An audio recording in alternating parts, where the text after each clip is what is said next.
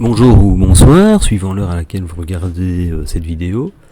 Donc juste une petite vidéo comme expliqué précédemment pour vous montrer un petit peu comment on peut réaliser des jeux sur MSX qui sont un peu plus dans la lignée des jeux vidéo comme on les entend, c'est-à-dire avec du graphisme. Et ici on va utiliser un mode un peu particulier du MSX qui s'appelle le mode 1 ou le screen 1, la screen 1 en réalité, et qui permet d'utiliser des sprites et aussi de redéfinir des caractères.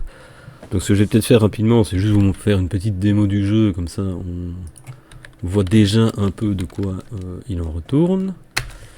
Alors j'espère que je ne vais pas mourir tout de suite. Ok, ça va. Donc le but du jeu est assez simpliste, puisqu'il s'agit d'éviter dans un champ de météores toute une série de météorites. Bon, sinon j'aurais pas été très loin. Donc, je vais encore le relancer. Et oui, bon là j'aurais encore été moins loin. Et donc l'idée est basée sur un petit jeu que j'avais fait il y a très très longtemps. Quand j'étais encore... je devais avoir à peu près 13 ans à l'époque. Et je me suis amusé à le refaire. Alors bon, on voit que c'est pas des graphismes extraordinaires, mais enfin, on est sur quelque chose qui est assez classique finalement dans le MSX1. Donc j'ai fait ça très rapidement, hein, j'ai pas... voilà. Alors ce que je propose de faire, c'est peut-être de regarder déjà un peu à quoi le jeu ressemble, donc en passant un peu dans le listing. Donc si je reviens ici, que je fais ceci, et que je prends liste. Alors ici, on voit les instructions basiques, donc on passe en screen 1, on utilise la commande keyoff pour enlever la définition des touches de fonction. On va ici utiliser une couleur, couleur d'avant-plan 15, ça correspond au blanc, arrière-plan 1, ça correspond au noir, et les bords qui correspondent au noir aussi.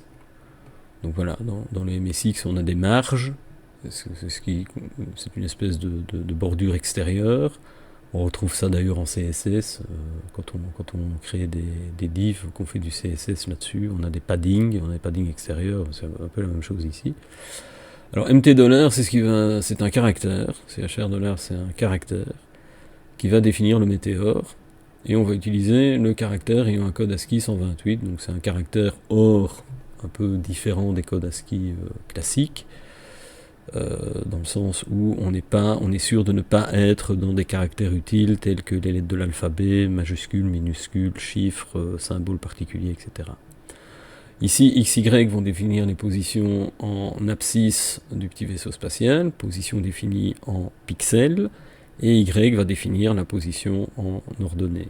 Alors il faut savoir que l'écran en screen 1 du MSX fait 256 pixels en largeur et 192 pixels en hauteur. Donc ici on se retrouve à peu près à la moitié de l'écran, plus ou moins. On définit une variable qui s'appelle SC pour le score, qu'on initialise à 0. Là, on appelle une sous-routine à la ligne 1000 qui va, elle, définir quelque part ou redéfinir les caractères dans le cas du météore et définir les sprites pour le vaisseau spatial. Alors les premières lignes qu'on trouve ici, c'est assez intéressant puisqu'on va balayer les 19 premières lignes de l'écran. Pour chaque ligne d'écran, donc par exemple si je prends la ligne 1, on va déterminer aléatoirement un nombre maximum entre 0 et 4, ou entre 1 et 5 si vous préférez, de météorites à afficher, soit 1, 2, 3, 4 ou 5, et suivant le nombre déterminé ici, on va calculer une position d'abscisse, cette fois non plus en pixels mais en caractères, puisque un caractère c'est d'office 8 pixels. Si je mets deux caractères l'un à côté de l'autre, le I et le N ici, occupent au total 16 pixels. Mais je ne peux pas mettre un T entre le I et le N parce que je suis toujours obligé de garder un multiple de 8 entre les caractères, puisque les intercolonnes, si je puis dire, n'existent pas. Hein. C'est un peu comme dans un traitement de texte classique. Donc ici l'idée est d'aller établir, de choisir un caractère parmi les 32 positions possibles dans le screen 1. Le screen 1 est un peu plus il a des caractères de 8 sur 8, donc il est un petit peu plus large, il est un petit peu moins large, pardon, que le Screen 0, qui est plus un mode texte. Et je vais me localiser en K et I, donc suivant la ligne dans laquelle je me trouve. Je vais checker, bon cette condition apparemment ne marche pas super bien, je vois déjà qu'il y a une faute en plus. Je pense que c'est même pas un AND ici, c'est un OR, mais enfin bon bref. Je vais checker que je ne suis pas pile sur le vaisseau ou à côté, juste devant le vaisseau, et je vais afficher un petit météore. Si je me mets pile sur le vaisseau, je suis mort en démarrant. Si je me mets pile devant, il faut déjà avoir des fameux réflexes pour pouvoir l'esquiver au moment où le jeu démarre. Et donc je vais boucler sur chacun le next J, donc c'est chaque météore qui va être affiché sur la même ligne, et puis je vais boucler sur le I pour passer à la ligne suivante. Et là, je rentre à la ligne 120 dans la boucle du jeu. Alors, remarquez une particularité assez amusante, le MSX, quand vous dépassez, ici par exemple il y a 24 lignes en ordonnée. Si vous dépassez, si vous allez à la ligne au-delà de la 24e ligne, il va automatiquement redécaler tout l'écran vers le haut. Donc c'est une fonctionnalité, c'est un bug ou une fonctionnalité, c'est pas vraiment un bug, c'est une fonctionnalité que je vais exploiter justement dans le jeu pour créer mon champ de météorites. Donc voilà, donc ici quand je le laisse repartir, voilà, vous voyez que les lignes sont décalées parce que simplement j'avance dans l'état du listing. Donc c'est exactement le même principe qui est utilisé ici. Alors, on est à la ligne 125. J'utilise une commande d'affichage de sprite qui s'appelle putSprite, et là je mets le numéro du sprite, donc c'est le 0, c'est le premier que j'ai redéfini, sa coordonnée X, sa coordonnée Y en pixels, et la couleur dans laquelle je vais l'afficher, 8 ici étant correspondant à la couleur rouge. Alors comme dans le jeu précédent, je peux utiliser la commande stick pour lire l'état des touches, ou stick 1 pour lire l'état d'un joystick. Si je vais à droite, 3 correspondant à droite, à la touche droite, j'ajoute 4 pixels à mon vaisseau. Je check la bordure écran. Si je vais trop loin, je me fige sur le fond de l'écran. Je ne suis pas sur un cylindre, donc je ne reviens pas à la position initiale. Enfin, je ne reviens pas de l'autre côté de l'écran, plutôt. Si je vais vers la gauche, même petit jeu, je soustrais 4 et je check que je ne suis pas inférieur au premier caractère. Ensuite, on va procéder à ce qu'on appelle le test de collision. Alors ici, c'est un petit peu particulier, parce que c'est vrai que sur les sprites, il y a des choses à dire. Donc un sprite, la grosse différence, comme je l'ai dit, il s'affiche en pixels. Donc c'est un amas de pixels de 8 sur 8, ou de 16 sur 16, tout dépend. Et donc d'une part on peut l'afficher, on peut le positionner en pixels, il gère automatiquement la couleur de fond. Donc souvenez-vous de la vidéo sur la SDL où j'expliquais comment gérer en fait une transparence par rapport à une couleur de fond. Il y avait certaines opérations à faire. Bon, ici avec la SDL c'est un petit peu plus simple puisqu'on peut définir une chroma key et que la chroma key automatiquement apparaît en transparent. Là, les sprites géraient ça pour vous du point de vue de l'électronique. Et il y avait un autre aspect très intéressant, c'est la collision des sprites. Donc quand vous avez deux sprites qui se touchent, au moins, enfin deux ou plusieurs, et bien automatiquement une espèce d'interruption est lancée et on peut écrire un code qui va répondre à cette interruption au même titre qu'on écrit des interruptions en assembleur. Donc vous pouvez faire un onSpriteGoesUp, une sous-routine, et donc dès que deux sprites vont se collisionner, ce code-là sera appelé automatiquement. Alors ce qui est très pratique, comme je l'ai dit, c'est gérer ces collisions de sprites au niveau du TMS 9918 ou 9938, si on est en MSX2, et donc c'est géré au niveau de l'électronique, donc c'est extrêmement rapide. Il y a quand même une grosse limitation, on ne peut afficher que 4 sprites sur une même ligne. Si vous affichez un cinquième, il va disparaître. Alors ça c'était vrai pour le Screen 1 de l'MSX1, pour les MSX2 c'est un peu différent. En Screen 5 par exemple, on peut très facilement afficher 8 sprites sur la même ligne, ce qui donne souvent des jeux beaucoup plus riches sur MSX2 que sur MSX1, et en plus sur MSX2 avec les nouveaux modes on peut vraiment travailler très très différemment. Enfin, je ne vais pas rentrer dans tous les détails, mais on a vraiment des fonctions de blitzing comme je les ai montrés pour la SDL, mais qui sont directement intégrés. Hein. Donc on a du multipage, on peut travailler avec des pages diverses sur un écran, et faire des surfaces de flip-flop. Tout ça est géré par le MSX2, et c'est géré au niveau du TMS 9938, donc au niveau de l'électronique. Voilà, bon, ici on va pas aller si loin, mais sachez que comme mes petits météores sont des caractères, et bien ce ne sont pas des sprites, mon vaisseau est un sprite, il va falloir que je gère en fait la collision moi-même entre un caractère et un sprite. Alors on utilise une commande assez particulière qui s'appelle vpeak. Alors pour ceux, les commodoriens, les MSXiens, les amstradiens, ou même les spectromiens dans une certaine mesure, hein, même plus qu'une mesure, peak et poke c'est assez connu, ce sont des fonctions qui permettent de lire peak dans la mémoire ou d'écrire poke, de mettre des octets à des adresses mémoire. Ici on utilise le V parce qu'on est en VRAM. On n'est pas dans la mémoire d'un ordinateur, on est dans la mémoire du VDP, donc du TMS 9918 ou 38 dans ce cas-ci.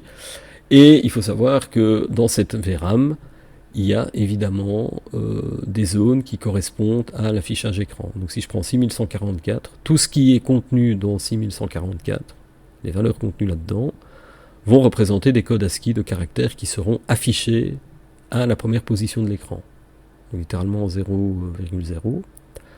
Et donc ici, ce que je fais, eh bien, je vais essayer de retrouver, d'identifier la position de mon vaisseau dans la fameuse VRAM, et je vais simplement aller lire ce qui se trouve là, à cette position. Donc si j'ai quelque chose qui est différent d'un espace, eh bien ça veut dire que j'ai un météore à la position de mon vaisseau, et donc je vais en 2000 à la fin du jeu. Alors cette formule elle est un peu amusante, donc comme j'ai dit, on va reconvertir, donc la position Y divisée par 8 en entier, c'est quelque part la position en caractère de mon sprite. Je multiplie, donc c'est la position en ordonnée. Comme je suis dans une mémoire qui se lit séquentiellement, c'est pas une mémoire matricielle, hein, c'est pas comme pour le locate. Donc là, je peux l'adresser qu'en ligne, quelque part, et pas en matrice, donc je vais devoir reconvertir ce calcul. Donc je sais que ma position en Y, j'ai chaque fois 32 caractères, donc je multiplie la position de l'ordonnée par 32 pour me retrouver sur la bonne ligne, et je vais simplement ajouter la colonne, c'est-à-dire les pixels divisés par 8, et à cette position-là, je vais faire ma détection, et regarder ce que j'ai. Alors si c'est pas le cas, que c'est bien un espace, eh bien je passe à la ligne suivante, et là, qu'est-ce que je vais faire? Eh bien, je vais simplement, sur la ligne, à la ligne 22, je vais en fait générer donc une nouvelle ligne d'astéroïdes ou de petits météorites, et donc je vais simplement prendre un nombre de météorites comme précédemment, compris entre 1 et 5. Alors oui, la fonction random, on l'avait vu hein, dans les vidéos sur le jeu du singe, où j'expliquais le hasard informatique, et j'expliquais en fait que ces fonctions, c'est l'équivalent du srand en C, en fait simulent une distribution uniforme. C'est-à-dire que la probabilité de tirer le nombre est la même dans tous les cas. C'est à l'inverse d'une distribution normale. Bon, je ne vais pas revenir là-dessus, je vous renvoie vers la vidéo si ça vous intéresse. Et ce sont des algorithmes dits de générateurs congruentiels, et ces algorithmes en fait ils partent d'un seed, et donc ici comme seed je mets la fonction time, qui est une fonction ou plutôt une variable interne dans ce cas-ci du BASIC, qui contient le nombre de ticks à partir du moment où l'ordinateur a été démarré. Et donc ça m'assure un seed systématiquement différent, donc une distribution aléatoire différente, et ça m'évite d'avoir toujours les mêmes affichages à l'écran chaque fois que je démarre le jeu. Voilà, donc là je vais tirer un nombre entre 1 et 5, même petit jeu ici, on est reparti, on prend aléatoirement une position entre 0 et 31, donc une position parmi 32, et puis je vais faire la localisation ici. Et donc je vais afficher mon petit météore. Alors là j'aurais franchement dû mettre 32, parce que à mon avis si on se met à fond sur la droite, il y a des chances qu'on ne se fasse jamais tuer. Mais enfin bon, à tester. Ici je vais simplement à la première position effacer le score. parce qu'on va voir qu'on utilise une petite astuce. Donc comme je l'ai dit tout à l'heure, si je vais écrire quelque chose à une ligne supérieure, donc à la ligne 24, ça correspond à la 25e ligne, et bien automatiquement, le BASIC, ou en tout cas le BASIC, je dis bien l'interpréteur BASIC, va remonter en fait tout le contenu de l'écran d'une ligne vers le haut. Et ça va me donner un effet de scrolling. Et donc après ça, je vais incrémenter mon score et je vais l'afficher en position 1,1. Et puis je repars dans la boucle du jeu en ligne 120, donc je vais aller afficher mon sprite, détecter les mouvements gauche-droite, détecter la collision, recréer une nouvelle ligne de météore, et l'afficher, refaire le scrolling, incrémenter le score, l'afficher et repartir ad vitam aeternam jusqu'à ce que je me retrouve dans un cas de collision et je me retrouve envoyé à la fin du jeu. Alors la subroutine en 1000, elle sert à redéfinir les caractères. Alors ici c'est un petit peu particulier parce que j'ai été un peu fainéant si je puis dire, ou pas, c'est suivant. Alors ce que je vais faire ici en premier, je vais faire une définition de sprite. Alors pour définir un sprite, c'est pas compliqué. Je vais définir une matrice 8-8. Partout où j'aurai un 1, c'est un pixel à allumer dans la couleur d'affichage du sprite. Partout où j'ai un 0, c'est une transparence. Voilà, ça c'est la chroma key de transparence, c'est extrêmement simple. Alors en Basic, en MSX Basic, l'idée évidemment est d'utiliser les commandes du Basic pour pouvoir créer le sprite, c'est la commande sprite $. Mais ce qu'il faut savoir, c'est que pour chaque ligne du sprite, je vais devoir donc définir des 1 et des 0, ça va me donner un nombre binaire. Ce nombre binaire, si je place la commande EB devant, et que j'utilise la fonction val, il va être traduit automatiquement en nombre décimal. J'aurais pu m'amuser à recalculer tout ça, tous ces poids à la main, et m'amuser à calculer l'équivalent du nombre binaire. Pour le premier, ici, c'est facile, c'est 255.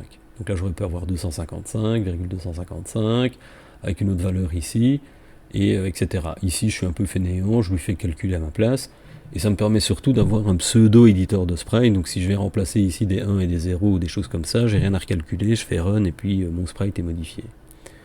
Donc je vais lire chacune des lignes, je vais ajouter chacun de ces nombres, et donc au final j'aurai un nombre, je convertis chaque fois ce nombre en caractère en utilisant la commande caractère $, indiquant une variable alphanumérique. Donc je mets ça, j'ajoute ça dans ma variable A, je vais avoir 8 valeurs consécutives qui vont définir mon sprite 0, celui que j'affichais.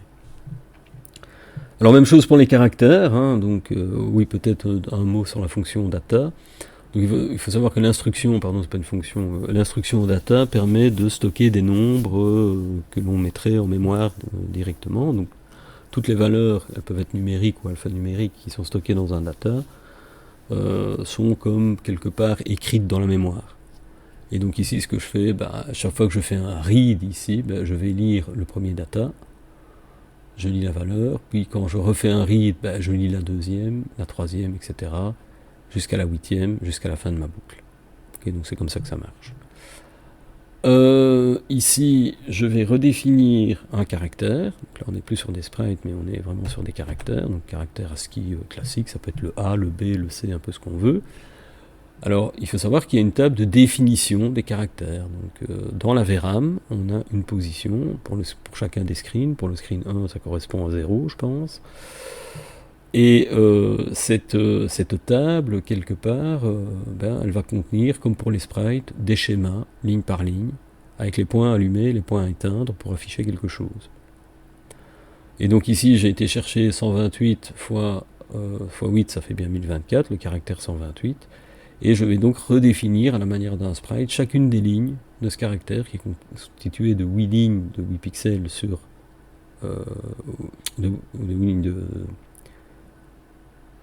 lignes de 8 pixels, avec par ligne 8 valeurs possibles, donc 8 pixels possibles, 8 colonnes possibles de pixels à allumer ou à éteindre. Et donc ici je vais venir dessiner dedans, et je vais redéfinir chacune des lignes du caractère 128. En utilisant maintenant la fonction, toujours en utilisant le read $ pour aller lire les différentes valeurs contenues dans le data, faire la conversion binaire vers du numérique et aller le placer en VRAM à l'adresse cohérente. À la fin, j'aurai un return, donc qui va m'envoyer vers le début du programme. Et j'ai donc fini ainsi mon jeu. La ligne 2000, c'est la fin du jeu. S'il y a collision, il affiche Game Over et le programme se termine. Donc rien de très compliqué. Enfin, hein. Ce que je propose, c'est de faire une petite partie, hein, comme ça on voit un peu, on va voir à quel point je suis nul. Ouais, ça commence bien. C'est très méchant. Hein. C'est un peu comme des mineurs. Hein, j'ai quand même essayé de faire un truc un peu sérieux, parce que là c'est un peu pénible. Voilà. Alors j'avais dit normalement, merde, si on a de la chance, c'est pour ça qu'il faudrait que je corrige, parce que je crois que là il y a quand même un bug. Enfin évidemment il faut y arriver. Mais si on a la chance de se mettre au bout de l'écran, il y a peut-être moyen de le tweaker. Mais ça va pas être évident. Ah là je m'approche. Ouh, ça c'est dangereux, c'est très dangereux. Ouais, ça passe. Ah ben non, ça passe pas, je viens de me le prendre. Super. Ouais, c'est un peu particulier. Ouais, on peut pas nier. Hein. Tantôt on pouvait discuter, mais là il n'y a pas de mauvaise foi possible. C'est vraiment complètement loupé. Ouais, là aussi. Bon, il y a moyen de faire un score honorable ou c'est totalement... Oh là là, c'est pas vrai. Ouais, bon, il y a quand même moyen de passer, là, non? J'étais juste à moitié écrasé, c'est quand même pas grave. Regarde, là, j'étais complètement écrabouillé. Alors, on continue. Évidemment, il faut qu'il m'en mette un là aussi. Bon, allez, ça va. On est sur un score un tout petit peu plus honorable. Et on va pas essayer de faire le tweak, parce que sinon, on va se faire avoir.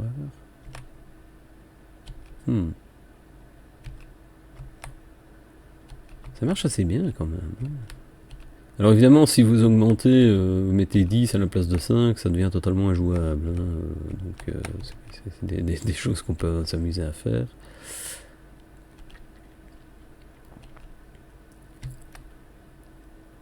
Ah, je me débrouille quand même assez bien. Donc ce que je comptais faire, c'était de mettre le code du basic que je vous ai montré là sur un GitHub. Je mettrai le lien en description, enfin sur mon GitHub. Et de mettre aussi en description le lien de l'émulateur MSX, comme ça, c'est du FMSX, hein, mais bon.